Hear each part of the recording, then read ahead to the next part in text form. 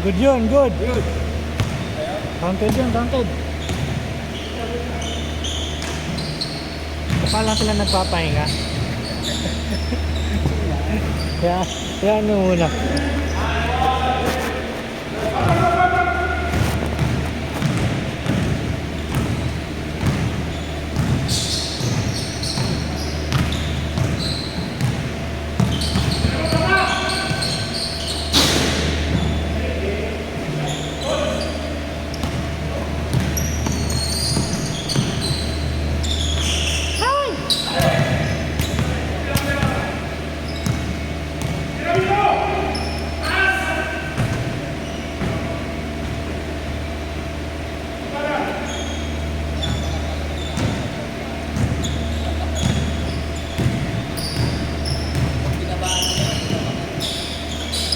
Dapat sakto lang, no?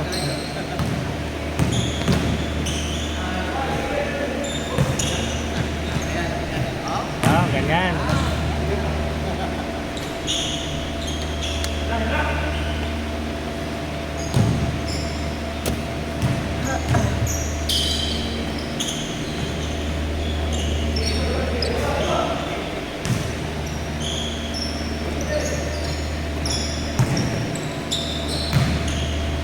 Yun!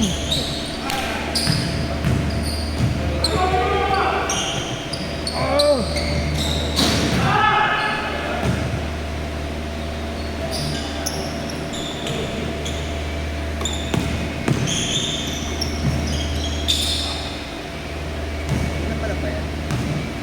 Talaga dumating nga rin eh.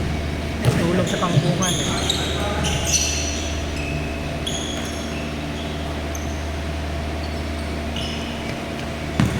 Late nga yung iba kasi yung maulan kasi sarap wala nga, sarap kasi matulog. Yung nandito yung mga humabol. Nakalis na pala.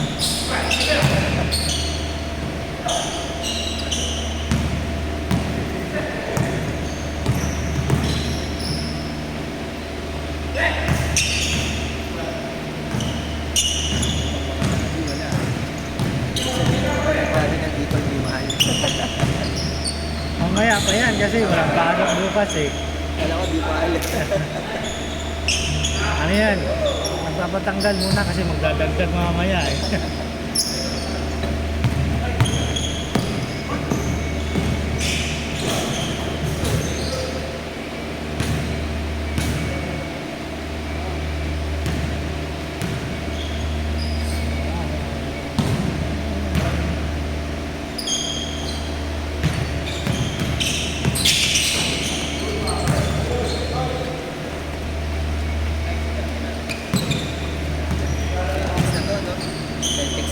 Pero pag na 3-2 yan.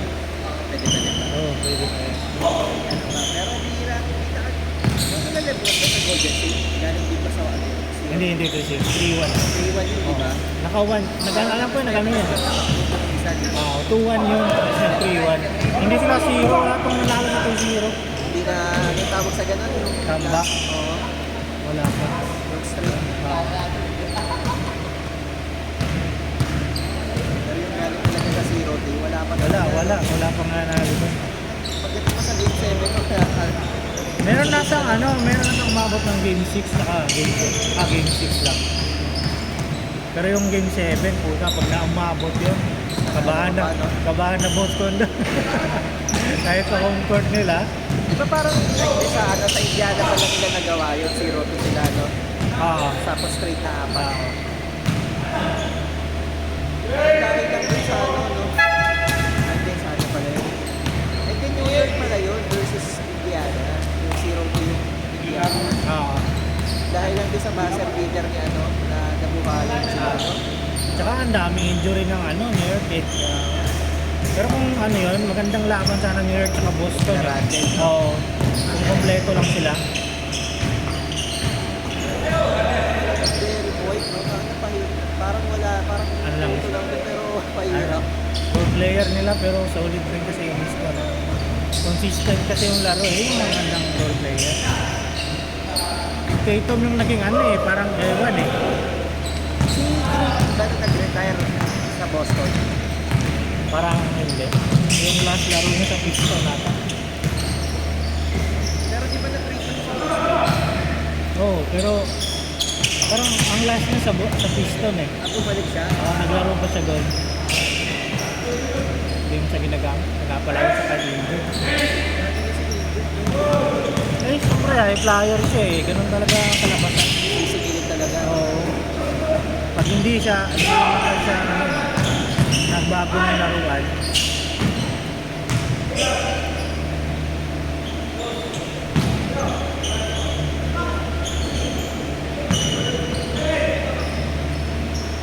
Sayang yung nila, no? Sayang yung Clippers na yun, no?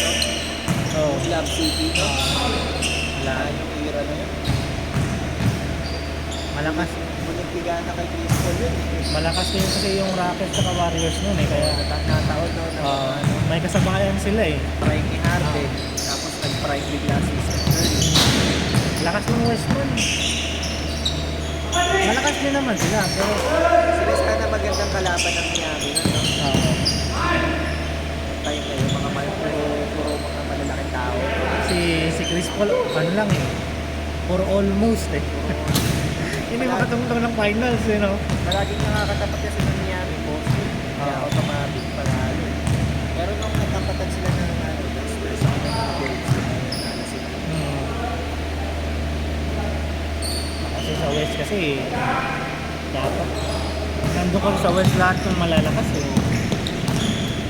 Nung umalis si Lebron po, Wala. hindi, wala na eh. Pag top 1, matik, dire-diretso eh.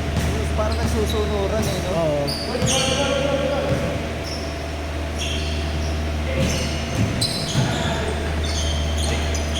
Kasi James Harden, paano na rin yan eh.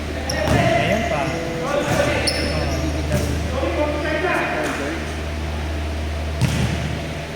Kasi Kawhi nga, puro upo eh.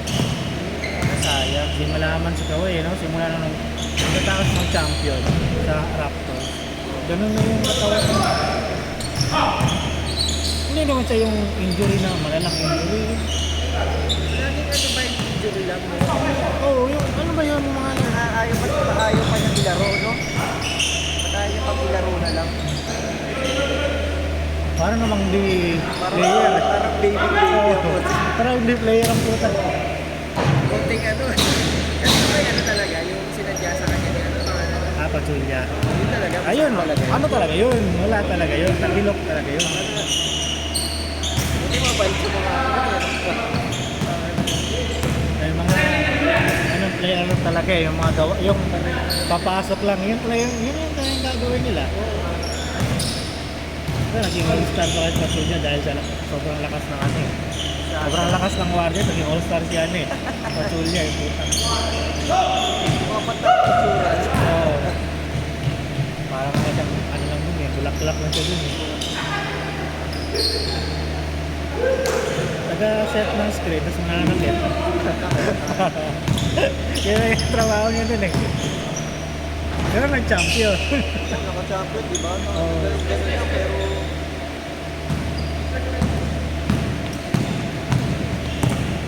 Livingston pala, malala pa na naging injury. Oo, rookie. Kaya wala Rookie yan niya. Clippers yun eh, nag-drop sa Clippers yun. Yung tuhod. Nuwelay. Nuwelay. Saan pa namin yung nakakatakot, no? Ay, ano yung dami kay release na nasa aeroport. Dati ano yun? Dati hindi puro jump shot yun. Slasher talaga. Oo, point guard yun na sumasalak sa... Parang ano siya.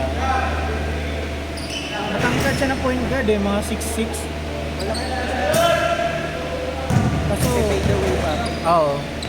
Dahil sa injury niya, nawala siya ng isang taon may Ma-trade siya. Wala nang gustong gumawa sa